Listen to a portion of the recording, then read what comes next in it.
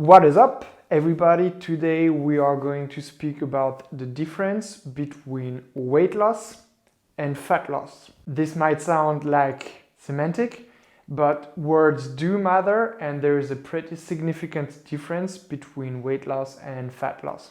Like I told you in my last video, there are right now around 2.2 billion people trying to lose weight worldwide. Of those 2.2 billion people, 1.8, 1.9 won't manage to reach their goal of losing weight. So I think this is pretty important to look at some of the mechanism behind it. And if we understand better what's going on, then it's going to be easier to act in a way that is going to help achieve this goal. This starts with the word that we use. That is because our words reflect our thoughts, and our thoughts drive our behaviors, and our behaviors determines the outcome. Now, most people try to lose weight and they don't say, I'm trying to lose body fat.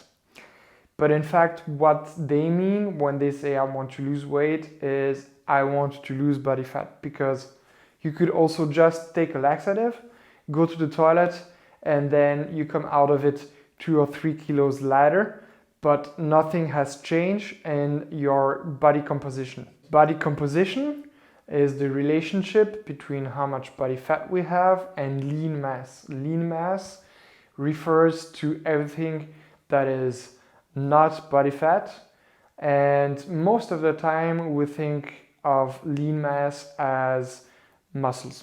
And this is also important because we certainly don't want to lose any muscle mass when we lose weight.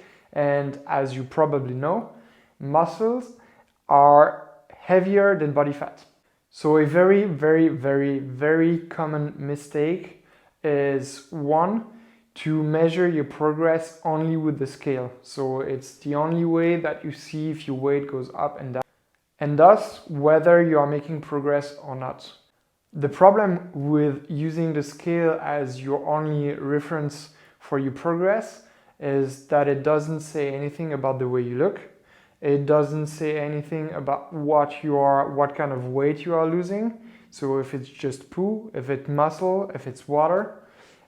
And it doesn't say anything about the different fluctuation that you can have from day to day. For example, also depending on the weather, because it was super hot and humid, so you sweat a lot, or because you went for a hike, or because you had a very intense workout, and that kind of stuff is going to have a big influence on your weight.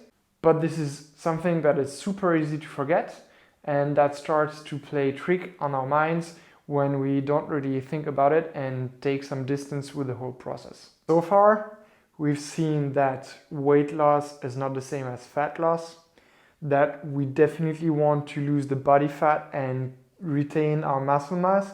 This is where all the benefits of trying to lose weight is going to happen. We want to have big muscles, to look better, to be fitter, to be more active, to have better self-esteem.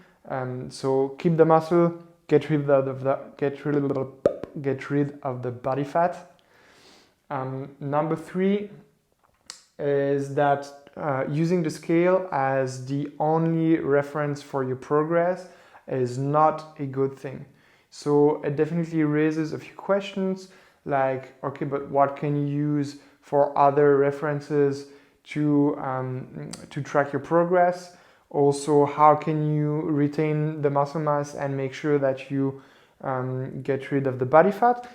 And also super important, like how fast should you lose weight? Because as we've seen, muscle mass is quite heavier than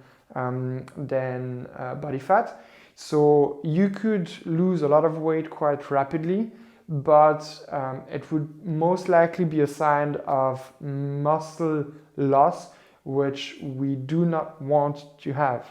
I just want to give you 2 tips that are extremely important and that are going to help you achieve all of the above. And those are 2 tips around nutrition. So the first one is to increase your protein intake.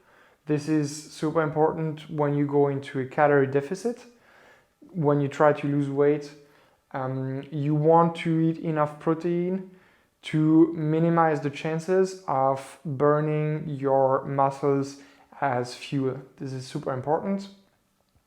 And the second one is also to eat more vegetables. Vegetables don't have a direct impact on your muscle mass, but it's going to help you stay healthy. And the healthier you are, the easier it's going to be to get rid of the body fat and keep your muscles and improve your body composition that way.